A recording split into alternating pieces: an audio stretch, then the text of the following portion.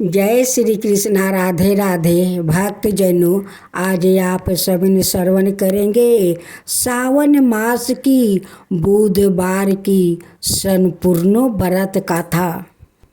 जय हो बुध दाता भगवान बुध देव की जय हो।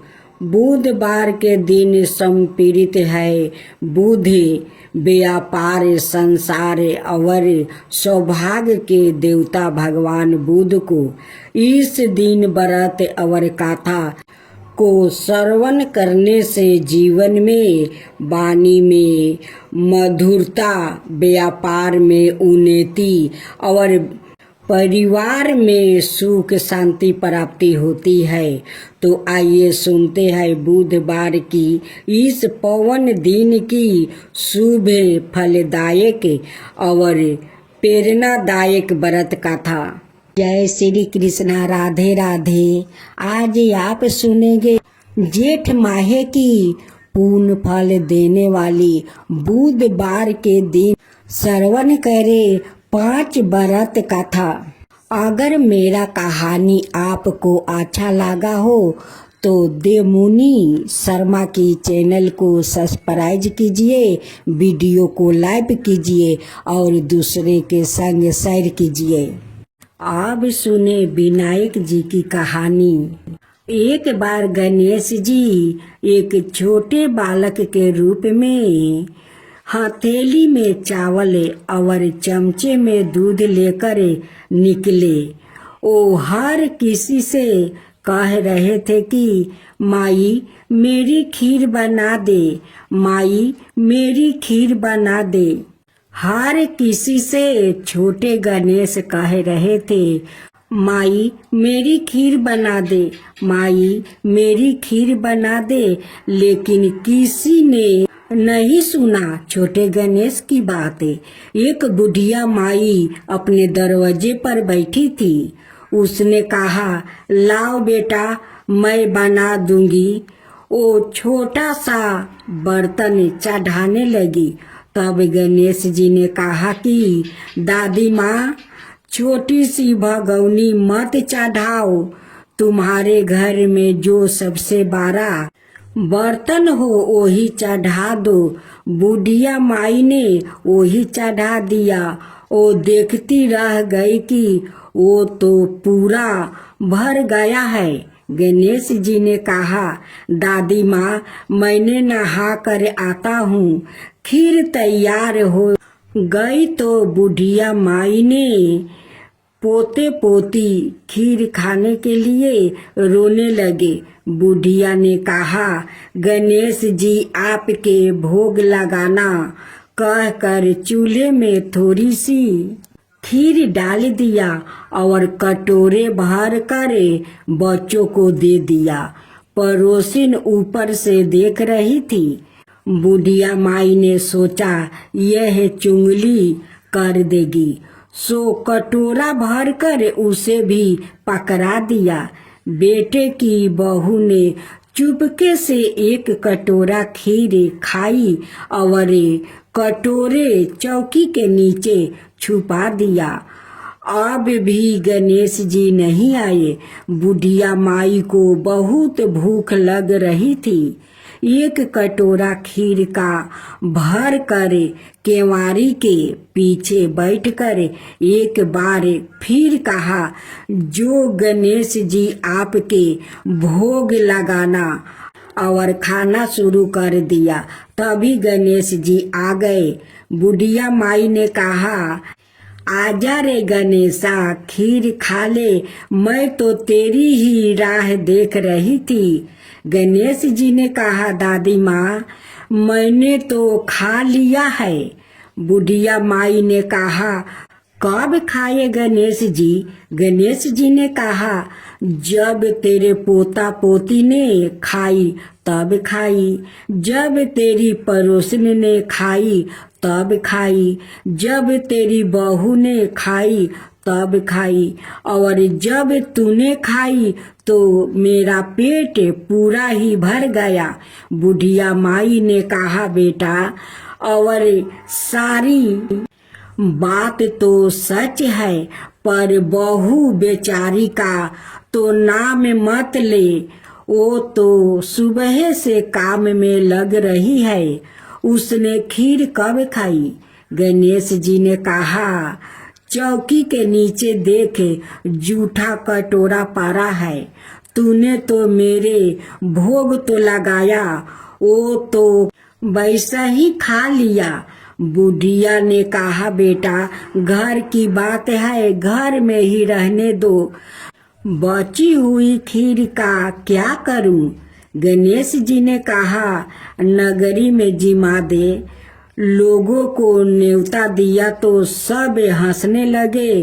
बोले, कल तक तो खाने का पता नहीं था, आज नगरी जिमाएंगे। फिर भी लोग आए और ठाठ से जिमे, नगरी जिमा दी। तब भी बर्तन पूरा भारा था। राजा को पता लगा तो बुढ़िया माई को बुलाया और कहा, क्यों बुढ़िया माई, ऐसा बर्तन तेरे घर अच्छा लगे? यह हमारे घर में अच्छा लगेगा। बुढ़िया ने कहा, राजा जी आप ले जाओ। राजा जी ने खीर का बर्तन महल में मंगवा लिया। लाते ही खीर में कीड़ा मकोड़े बिच्छू किलकिला रहे थे और दुर्गंध आने लगी।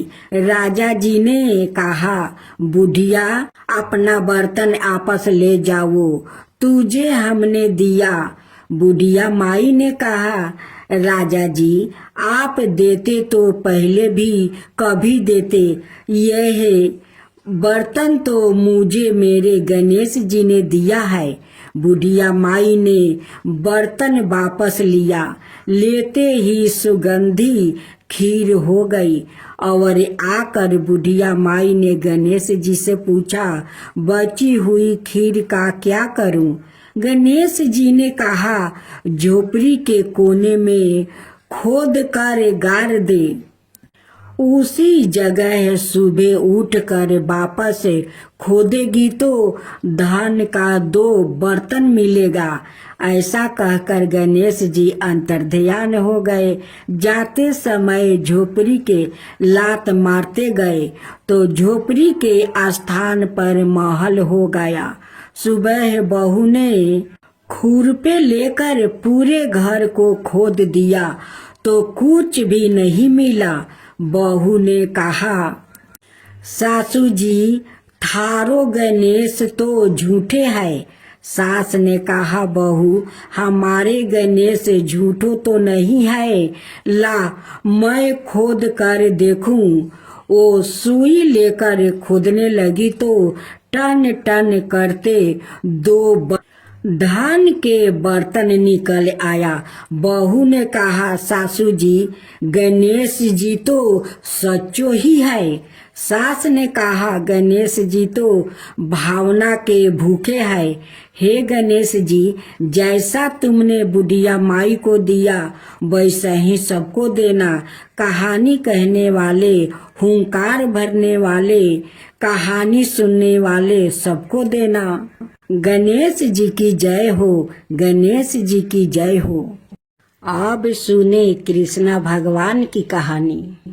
एक दिन मैया दशोदा दही मथ कर माखन निकाल रही थी। अचानक माँ को आनंद लेने के लिए बलराम और श्याम उनके निकट पहुँच गया। कान्हा ने माँ की चोटी पकड़ लिया और बलराम ने मोतियों की माला। दोनों माँ को अपनी तरफ खींचने का प्रयास करने लगे। बलराम कहते थे, माँ पहले तुम मेरी सुनो, और कान्हा कहते थे, नहीं मैया पहले तुम्हें मेरी सुननी पड़ेगी मैया, मुझे बड़े जोर की भूख लगी है, भूख से मेरा पूरा हाल है। चलो ना जल्दी से मुझे माखन रोटी दे दो। देखो ना, आज मैं खेलते खेलते बिल्कुल ही थक गया हूँ। मैं माखन रोटी खाकर जल्दी सो जाना चाहता हूँ।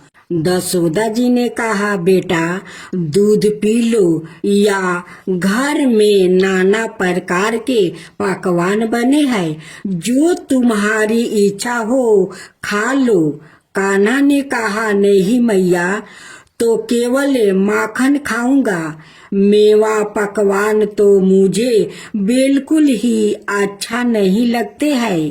तब तक तुम मुझे माखन नहीं दे देगी, तब तक मैं तुम्हारी चोटी घींचता रहूंगा।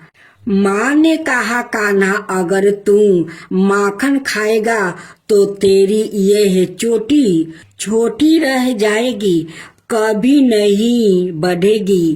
कान्हा ने कहा, माँ तू दाऊ भैया को तो कभी माना नहीं करती, वो तो जब भी मांगते हैं तुम उन्हें माखन रोटी दे देती हो, मुझे क्यों नहीं दे रही हो।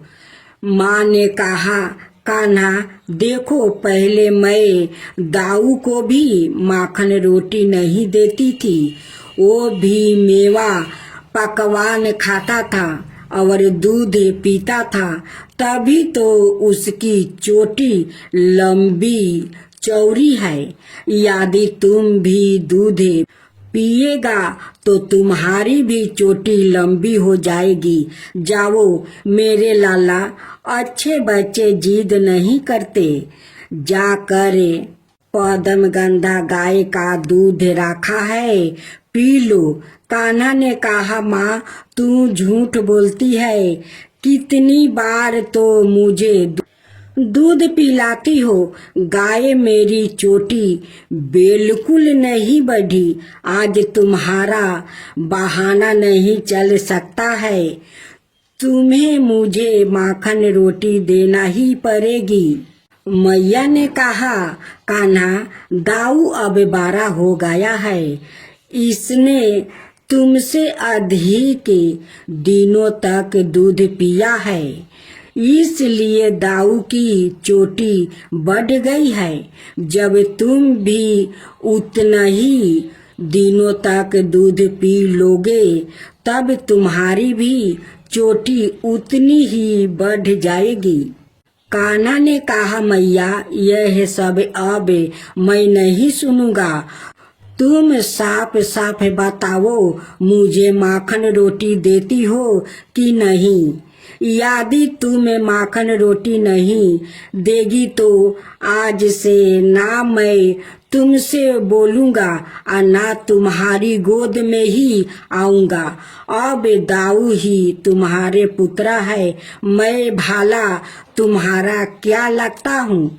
माता दसोदा ने कहा, कान्हा तू तो मेरा प्राण है, हृदय है, तेरे बिना भाला मैं कैसे रह सकती हूँ। मेरे नाना सा लाला, मैं तेरी बलाया लेती हूँ, तनिक रोको, तुझे अधिक भूख लगी है ना, मुझे माखन निकाल लेने दो, फिर तुझे जितना माखन चाहिए ले लेना, अब तो खुश हो जाओ। इस प्रकार माँ दसोदा मानो लार दुलारे प्यारे स्नेह में डूब गई। उनकी आंखों से प्रेम का आंसू झलक पड़े। दसोदा मैया धन है, त्रिभुवन का भरण पोषण करने वाले प्रभु उनके आगे माखन के लिए बार बार हाथ फैलाते हैं, उनसे जिद करते हैं। दसोदा मैया से 12 सौभाग्य भाला किसका होगा। अब आप सुनेंगे तुलसी मैया की विवाह से जुड़ी पौराणिक कथा। तुलसी मैया की असली नाम बिंदा था। उनका जन्म राक्षस कुल में हुआ था, लेकिन वो श्री हरि विष्णु की परम भक्त थी। बिंदा जब बड़ी हुई तो उनका विवाह जलंधर नाम का असुर से करवा दिया गया। बिंदा भगवान विष्णु की परम भक्त तो थी ही, साथ ही वो पतिव्रता स्त्री भी थी। उनकी भक्ति और पूजा के कारण उनका पति जलंधर अजय होता गया और उसके चलते उसे अपनी शक्तियों पर अभिमान हो गया और उसने स्वर्ग पर आक्रमण कर देव कन्याओं को अपने अधिकार में ले लिया। इससे क्रोधित होकर सभी देव भगवान श्री हरि विष्णु की शरण में गया। जलंधर के आतंक का अंत करने की प्रार्थना की, परंतु जलंधर का अंत करने के लिए सबसे पहले उसकी पत्नी बिंदा का सतीव्रता भंग करना आवश्यक था। भगवान विष्णु ने अपनी माया से जलंधर का रूप धारण कर बिंदा के पतिव्रता धर्म को नष्ट कर दिया और उसके परिणाम स्वरूप जलंधर की शक्ति छीन हो गई और वो युद्ध में मारा गया। लेकिन जब बिंदा को श्री हरि के छल का पता चला तो उन्होंने भगवान विष्णु से कहा, हे नाथ, मैंने आजीवन आपकी आराधना की है, आपने मेरे साथ ऐसा कृत्य कैसे किया? इस प्रश्न का कोई उत्तर श्री हरि नहीं दे पाए और तब बिंदा ने भगवान विष्णु से कहा कि आपने मेरे साथ एक पाषाण की तरह व्यवहार किया है। मैं आपको श्राप देती हूँ कि आप पाषाण बन जाए। यह कहते ही भगवान श्री हरि पत्थर समान हो गया और दृष्टि का संतुलन बिगड़ने लगा। तब देवताओं ने बिंदा से याचना की कि वो अपना श्राप वो वापस ले ले। भगवान विष्णु भी बिंदा के साथ हुई छल से वो लज्जित थे और अंत में उन्होंने भगवान विष्णु को क्षमा कर दिया और भगवान विष्णु को श्राप मुक्त कर जलंधर के साथ सती हो गई। बिंदा की राख से एक पौधा निकला जिसे श्री हरि विष्णु ने तुलसी मैया का नाम दिया और वरदान दिया कि तुलसी मैया के बिना मैं किसी भी प्रसाद को ग्रहण नहीं करूंगा।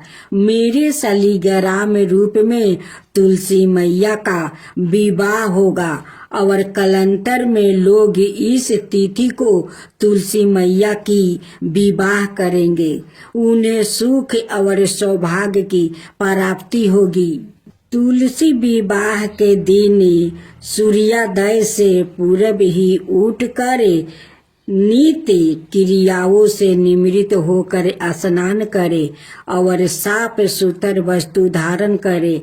इसके बाद तुलसी मैया जी को लाल रंग की चुनरी चढ़ाए और उसे श्रृंगार करे, सभी वस्तुओं अर्पित करे। यह सब करने के बाद शालिग्राम जी को तुलसी मैया के पौधे में स्थापित करे। इसके बाद पंडित जी के द्वारा तुलसी मैया और शालिग्राम का पूरे रीति रिवाज से विवाह करवाया जाता है। विवाह के समय पुरुष को शालिग्राम और स्त्री को तुलसी मैया को हाथ में लेकर 7 फेरे कराना चाहिए और विवाह संपन्न होने के बाद तुलसी मैया की आरती भी करनी चाहिए। अब आप सुनेंगे धरती मैया की कहानी। एक माँ थी, उसके एक बेटी और एक बेटा, दोनों छोटे छोटे थे। माँ गरीब थी, वो मजदूरी करके अपना गुजारा करती थी। धीरे धीरे बच्चे बड़े होने लगे। बेटी शादी के योग्य होने लगी। माँ बूढ़ी हो गई। माँ ने बेटे से कहा, बेटा तेरी बहन बड़ी हो गई है, अत तुम्हारे जैसा घर बार देख कर उसकी शादी करा देना। ऐसा कहकर माँ तो कुछ दिनों में मर गई। भाई गांव गांव घूमा, लेकिन बहन के योग्य कोई वर नहीं मिला। वहाँ घूम घूम कर थक गया। बैठे बैठे उसने सोचा कि मैं ही इससे शादी कर लूं। ऐसा सोच कर वो चुनरी और सामान लाया। बहन ने कहा, यह सब सामान क्यों लाया है? भैया बोला, तेरी शादी है। मोहल्ले वालों ने बहन से कहा कि तुम्हारा भाई ही तुमसे शादी कर रहा है। बहन ने भाई से पूछा, मेरी शादी किससे कर रहे हो? भाई कुछ नहीं बोला तो बहन समझ गई। उसने एक लोटा लिया, चुनरी ली और चप्पल पहनकर जंगल में रवाना हुई। गाय के ग्वालों ने पूछा, वन में क्यों जा रही हो? वो कुछ नहीं बोली। वन में जाकर धरती माँ को पुकारने लगी। बोली, हे माँ, तू ही मेरा लाज रखना, नहीं तो अन्याय हो जाएगा। मैं क्या करूं? मुझे अपनी गोद में ले लो, नहीं तो यहाँ पर मर जाऊंगी। धरती माँ फटी तो बहन ने एक तरफ लोटा, चुनरी, चप्पल रख दिया और वो धरती में जाने लगी। इतने में दौड़ता हुआ भाई वन में आया और ग्वाला से पूछा कि उसकी बहन किस तरफ गई है। ग्वालों ने कहा, तेरी बहन उधर गई है। वो बहन बहन पुकारता हुआ दौड़ा तो बहन धरती माता के अंदर समा रही थी। थोड़े बाल बाहर दिख रहा था।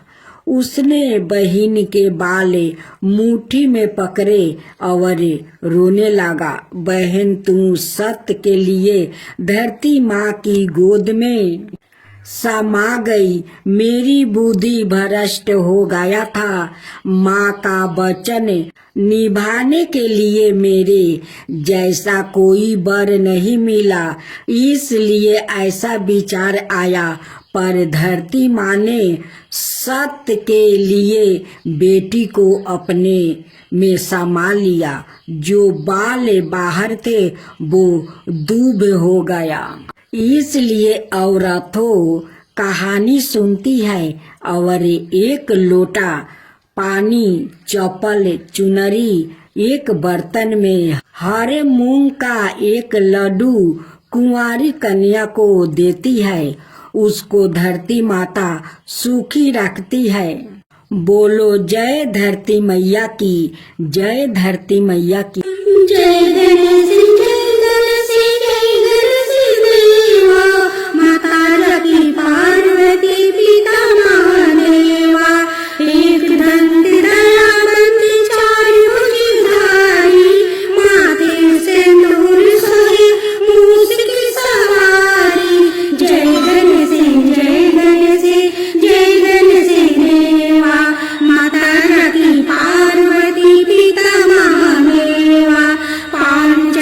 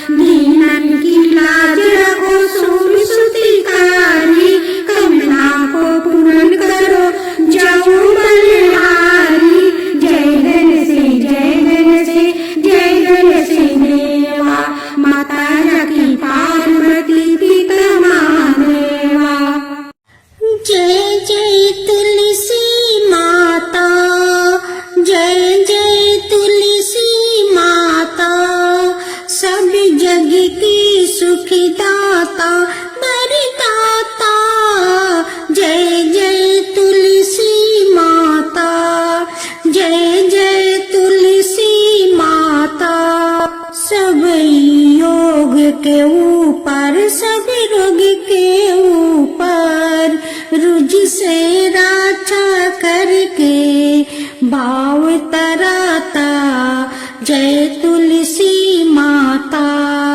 रुज से राछा करके भाव तराता जय तुलसी माता।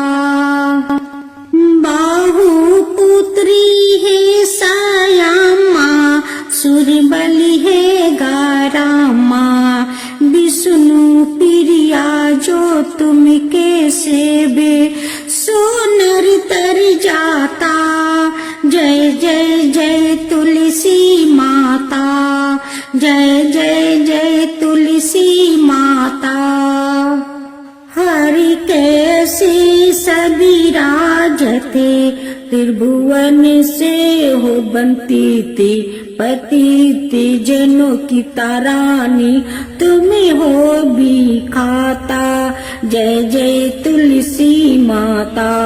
जय जय तुलसी माता। लेकर जन्म बिजन में आई दिव्य भवन में। मानव लोगी तुम्हीं से सुख सनपति पाता।